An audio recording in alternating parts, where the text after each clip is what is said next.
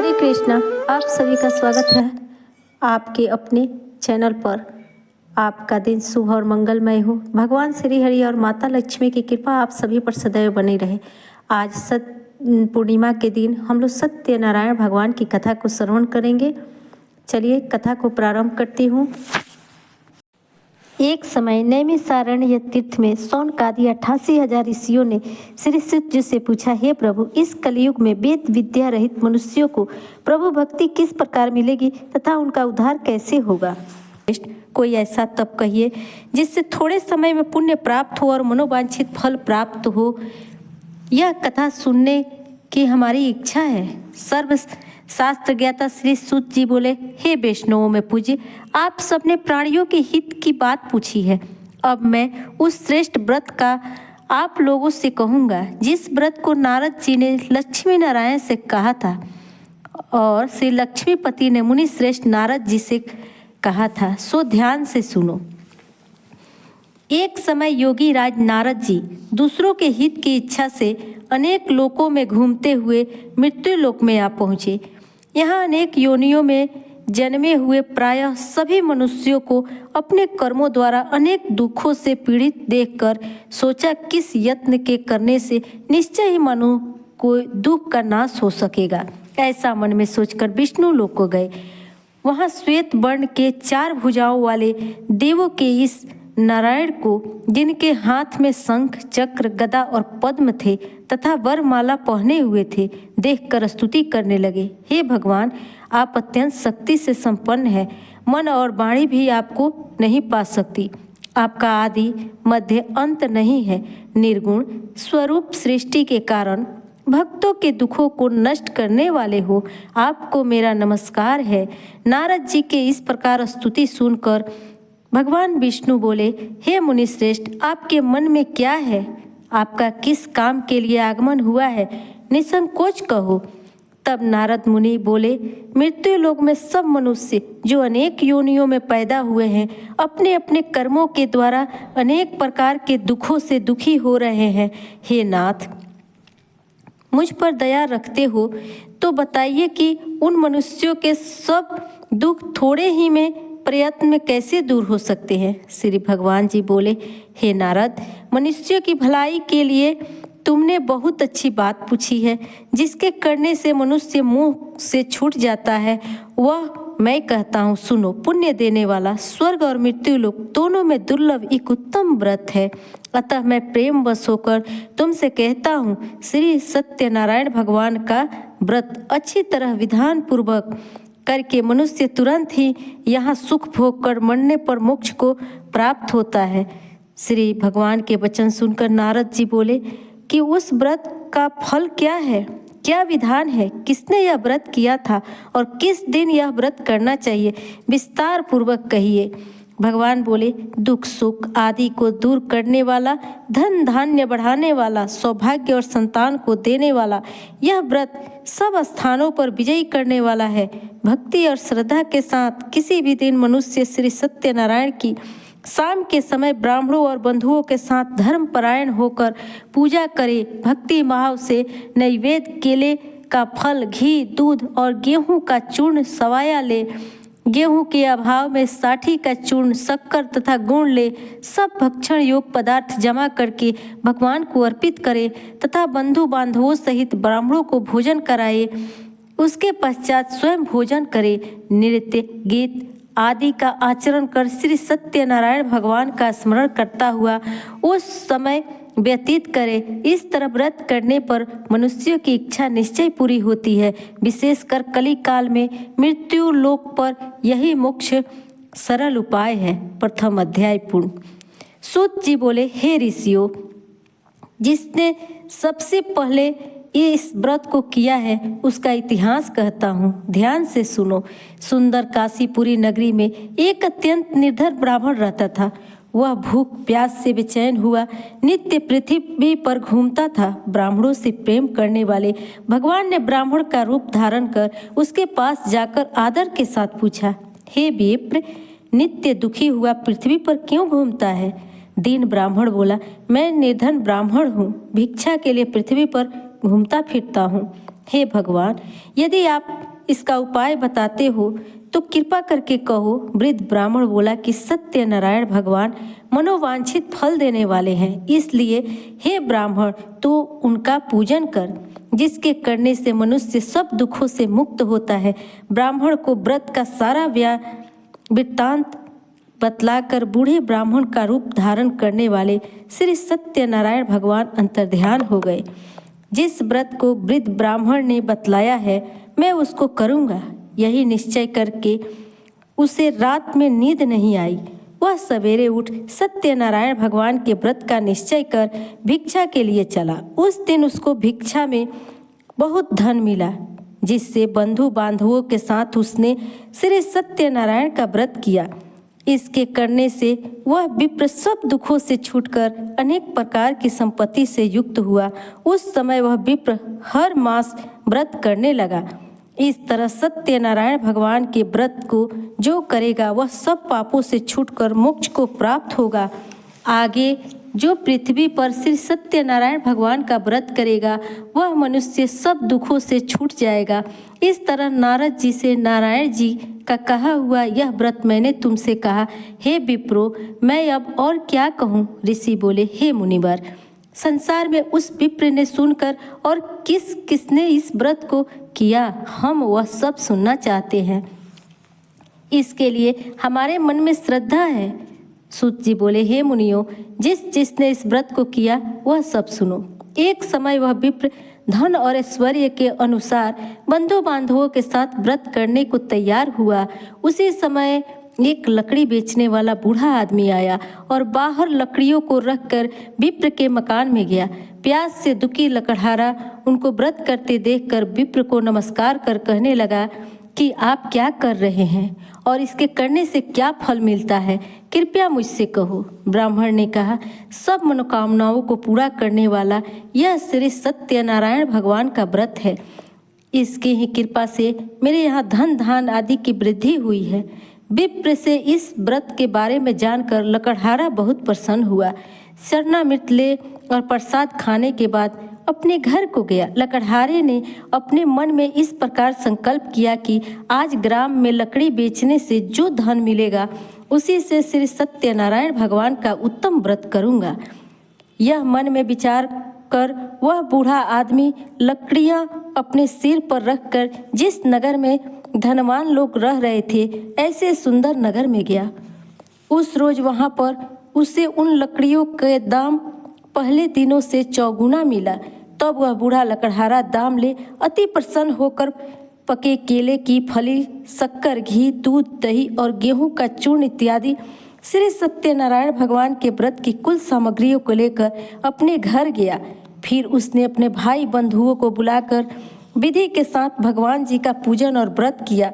उस व्रत के प्रभाव से वह बूढ़ा लकड़हारा धन, पुत्र आदि से युक्त हुआ और संसार के समस्त सुख भोग कर वैकुंठ को चला गया। द्वितीय अध्याय पूर्ण हुआ। सूत जी बोले, हे श्रेष्ठ मुनियों, अब आगे की कथा कहता हूँ। पहले समय में उल्का मुख नाम का एक बुद्धिमान राजा था। वह सत्यवक्ता और जितेंद्रिय था। प्रतिदिन देव स्थानों पर जाता और गरीबों को धन देकर उनको कष्ट दूर करता था। उसकी पत्नी कमल के समान मुख वाली और सती साध्वी थी। भद्रशिला नदी के तट पर उन दोनों ने श्री सत्यनारायण भगवान का व्रत किया।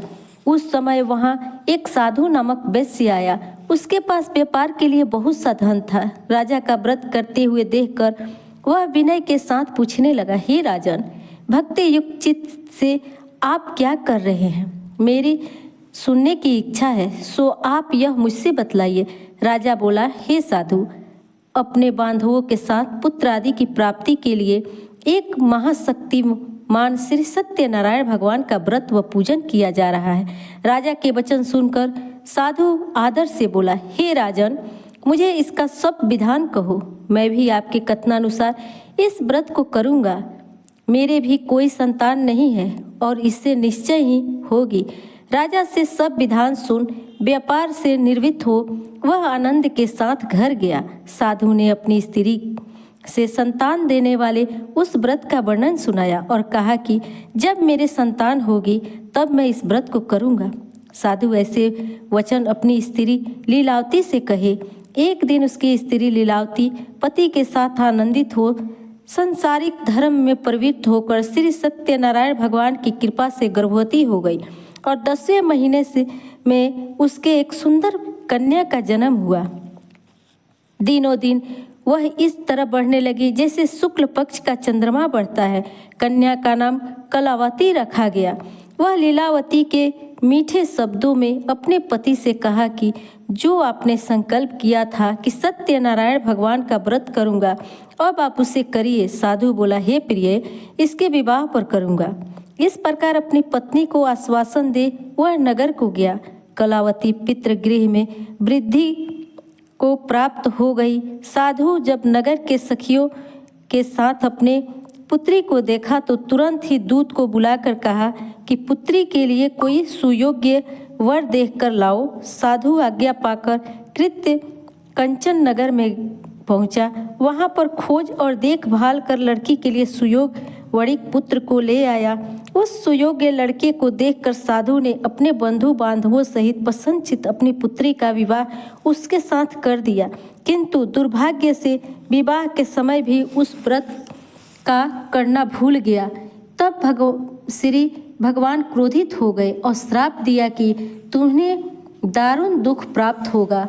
अपने कार्य में कुशल साधु वनिया जमाता सहित समुद्र के समीप स्थिर होकर रत्नासुरपुर नामक गया। वहां दोनों ससुर जमाई चंद्रकेतु राजा के उस नगर में व्यापार करने लगे। एक बार भगवान श्री सत्यनारायण की माया से प्रेरित कोई चोर राजा का धन चुराकर भागा जा रहा था, किंतु राजा के दूतों को आता देखकर चोर ने घबराकर भागते हुए राजा के धन को वहीं चुपचाप रख दिया जहां वे ससुर जमाई ठहरे हुए थे। जब दूतों ने उस साधु वैश्य के पास राजा के धन को देखा तो दोनों को बांध कर ले गए और प्रसन्नता से दौड़ते हुए राजा के समीप जाकर बोले, यह 2 चोर हम पकड़ लाए हैं, देखकर आज्ञा दे। तब राजा की आज्ञा से उसको कठिन कारावास में डाल दिया और उनका धन छीन लिया। श्री सत्यनारायण भगवान के शाप द्वारा उनकी पत्नी भी घर पर बहुत दुखी हुई और घर पर जो धन रखा था वह चोर चुरा कर ले गए। शारीरिक व मानसिक पीड़ा तथा भूख प्यास से अति दुखी हो धन की चिंता में कलावती एक ब्राह्मण के घर गई। वहां उसने श्री सत्यनारायण भगवान का व्रत होते देखा, कथा सुनी और प्रसाद ग्रहण कर रात को घर आई। माता ने कलावती से कहा, हे पुत्री, अब तक कहीं रही, वह तेरे मन में क्या है? कलावती बोली, हे माता, मैंने एक ब्राह्मण के घर श्री सत्यनारायण भगवान का व्रत देखा है।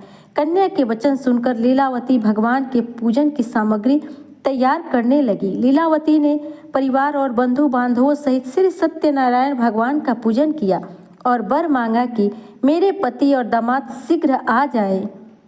साथ ही प्रार्थना की कि हम सबका अपराध क्षमा करो। श्री सत्यनारायण भगवान इस व्रत से संतुष्ट हो गए और राजा चंद्रकेतु को स्वप्न में दर्शन देकर कहा, हे राजन, दोनों वैश्यों को प्रातः ही छोड़ दो और इनका सब धन जो तुमने ग्रहण किया है दे दो, नहीं तो मैं तेरा धन, राज्य, पुत्र आदि नष्ट कर दूंगा। राजा से ऐसा वचन कहकर भगवान अंतर्ध्यान हो गए। प्रातःकाल राजा चंद्रकेतु ने सभा में अपना स्वप्न सुनाया। फिर दोनों वणिक पुत्रों को कैद से मुक्त कर सभा में बुलाया। दोनों ने आते ही राजा को नमस्कार किया। राजा मीठे वचनों से बोला, हे महानुभावों, भाग्यवश ऐसा कठिन दुख तुम्हें प्राप्त हुआ है, अब तुम्हें कोई भय नहीं। ऐसा कहकर राजा ने उनको नए नए वस्त्र आभूषण पहनाए तथा उनको जितना धन लिया था उससे दुगुना धन देकर आदर से विदा किया। दोनों वैश्य अपने घर को चल दिए। 3 अध्याय पूर्ण हुआ। सूत जी बोले, वैश्य ने मंगलवार करके यात्रा प्रारंभ की और अपने नगर को चल दिए। उनके थोड़ी दूर चलने पर दंडी वेशधारी श्री सत्यनारायण ने उनसे पूछा, हे साधु, तेरी नाव में क्या है? अभिमानी वणिक हंसता हुआ बोला, हे दंडी, आप क्यों पूछते हो? क्या धन लेने की इच्छा है? मेरी नाव में तो बेल और पत्ते भरे हैं। वैश्य का कठोर वचन सुनकर तुम्हारा भगवान ने कहा, दंडी ऐसा कहकर वहां से दूर चले गए। कुछ दूर जाकर समुद्र के किनारे बैठ गए। दंडी के जाने पर वैश्य ने नित्य क्रिया करने के बाद नाव को ऊंची उठी देखकर अचंभा किया और नाव के बेल पत्ते आदि देखकर मूर्छित हो जमीन पर गिर पड़ा। मूर्छा खुलने पर अत्यंत शोक प्रकट करने लगा। तब उसका दामाद बोला, आप शोक न करें, वह दंडी का श्राप है, अतः उनकी शरण में चलना चाहिए, तब हमारी मनोकामना पूरी होगी। दामाद के वचन सुनकर वह दंडी के पास पहुंचा और अत्यंत भक्तिभाव से नमस्कार करके बोला, मैंने जो आपसे सत्य वचन कहे थे उसको क्षमा करो। ऐसा कहकर महान शोकातुर हो रोने लगा। तब दंडी भगवान बोले, हे बड़ी पुत्र, मेरी आज्ञा से बार बार तुम्हें दुख प्राप्त हुआ है, तू मेरी पूजा से विमुख हुआ। साधु बोला, हे भगवान, आपकी माया से ब्रह्मा आदि देवता भी आपके रूप को नहीं जानते, तब मैं अज्ञानी कैसे जान सकता हूँ। आप प्रसन्न होइए, मैं सामर्थ्य के अनुसार आपकी पूजा करूँगा। मेरी रक्षा करो और पहले के समान नौका में धन भर दो। आपके भक्ति युक्त वचन सुनकर भगवान प्रसन्न हो उसके इच्छा अनुसार वर देकर अंतर्ध्यान हो गए। तब उसके नाव में आकर देखा तो नाव धन से परिपूर्ण है। वह श्री सत्यनारायण भगवान का पूजन कर साथियों सहित अपने नगर को चला। जब अपने नगर के निकट पहुंचा तब दूत को घर भेजा। दूत ने साधु के घर जाकर उसकी सभी स्त्री को नमस्कार कर कहा कि साधु अपने दामाद सहित इस नगर के समीप आ गए हैं। ऐसा वचन को सुनकर साधु की स्त्री ने बड़े हर्ष के साथ श्री सत्यनारायण भगवान का पूजन कर स्त्री पुत्री से कहा, मैं अपने पति के दर्शन को जाती हूँ, तू कार्य पूर्ण कर शीघ्र आ। माता के ऐसे वचन सुनकर कलावती प्रसाद छोड़कर जल्दी में पति के पास गई। प्रसाद की अवज्ञा के कारण श्री सत्यनारायण भगवान के रुष्ट हो उसके पति को नाव सहित पानी में डुबो दिया। कलावती अपने पति को न देखकर रोती हुई जमीन पर गिर पड़ी। इस तरह नौका को डूबा हुआ तथा कन्या को रोता हुआ देख साधु दुखी होकर बोला, हे प्रभु, मुझसे या मेरे परिवार से जो भूल हुई उसे क्षमा करो। उसके दीन वचन सुनकर श्री सत्यनारायण भगवान प्रसन्न हो गए और आकाशवाणी हुई, हे साधु, तेरी कन्या मेरे प्रसाद को छोड़कर आई है, इसलिए उसका पति अदृश्य हुआ है। वह घर जाकर प्रसाद खाकर लौटे तो इसे पति अवश्य मिलेगा। ऐसी आकाशवाणी सुनकर कलावती ने घर पहुंचकर प्रसाद खाया, फिर आकर पति के दर्शन किए। तत्पश्चात साधु ने बंधु बांधवों सहित श्री सत्यनारायण भगवान का विधि पूर्वक पूजन किया। इस लोक का सुख भोग कर अंत में स्वर्ग लोक को गया। चौथा अध्याय पूर्ण हुआ। सूत जी बोले, हे ऋषियों, मैं और भी कथा कहता हूँ, सुनो। प्रजापालन में लीन तुंगध्वज नाम का एक राजा था। उसने भी भगवान का प्रसाद त्याग कर बहुत दुख पाया। एक समय वन में जाकर वन पशुओं को मारकर बड़ के पेड़ के नीचे आया। वहां उसने ग्वालों को भक्ति भाव से बांधवों सहित श्री सत्यनारायण जी का पूजन करते देखा। राजा देखकर भी अभिमानवश वहां नहीं गया और न ही नमस्कार किया। जब ग्वालों ने श्री भगवान का प्रसाद उसके सामने रखा तो वह प्रसाद त्याग कर अपनी नगरी को चला गया। वहां उसने अपना सब कुछ नष्ट पाया तो वह जान गया कि यह सब भगवान ने किया है। तब वह विश्वास कर ग्वालों के समीप गया और विधि पूर्वक पूजन कर प्रसाद खाया तो श्री सत्यनारायण भगवान की कृपा से सब कुछ पहले जैसा ही हो गया। फिर दीर्घ काल तक सुख भोग कर मरने पर स्वर्ग लोक को गया। जो मनुष्य परम दुर्लभ व्रत को करेगा, भगवान की कृपा से उसे धन धान्य की प्राप्ति होगी। निर्धन धनी व बंदी बांधव से मुक्त होकर निर्भय हो जाता है। संतानहीनों को संतान प्राप्त होती है तथा सब मनोरथ को पूर्ण होकर अंत में वैकुंठ धाम को जाता है। जिन्होंने पहले इस व्रत को किया, अब उनके दूसरे जन्म की कथा कहता हूँ। वृद्ध सतानंद ब्राह्मण ने सुदामा का जन्म लेकर मोक्ष को पाया। लकड़हारे ने अगले जन्म में निषाद बनकर मोक्ष प्राप्त किया। उल्कामुख नाम का राजा दशरथ होकर वैकुंठ को प्राप्त हुआ। साधु नाम के वैश्य ने मूर्ध्वज बनकर अपने पुत्र को आरे से चीरकर मोक्ष को प्राप्त हुआ।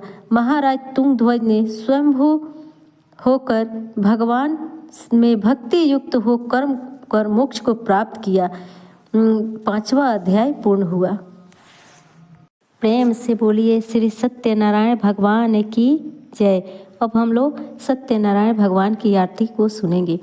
ओम जय लक्ष्मी रमणा स्वामी, जय लक्ष्मी रमणा सत्यनारायण स्वामी, जन पातक हरना। ओम जय लक्ष्मी रमणा रत्न जड़ित सिंहासन, अद्भुत छवि राजे, स्वामी अद्भुत छवि राजे।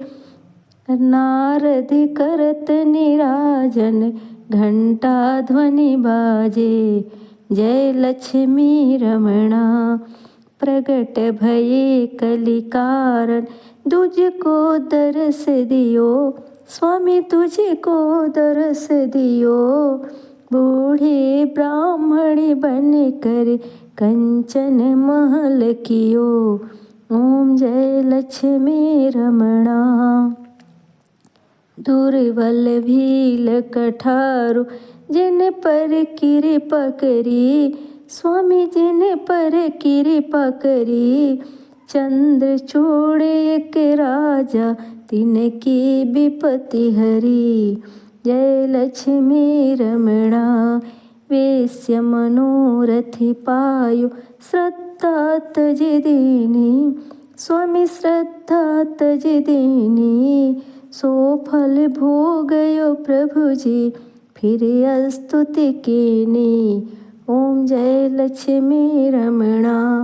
भाव भक्ति के कारण छिन छिन रूप धरियो। स्वामी छिन छिन रूप धरियो। श्रद्धा धारण कीनी, तिनको काज सरियो। ओम जय लक्ष्मी रमणा। ग्वाल बाल संग राजा, वन में भक्ति करी।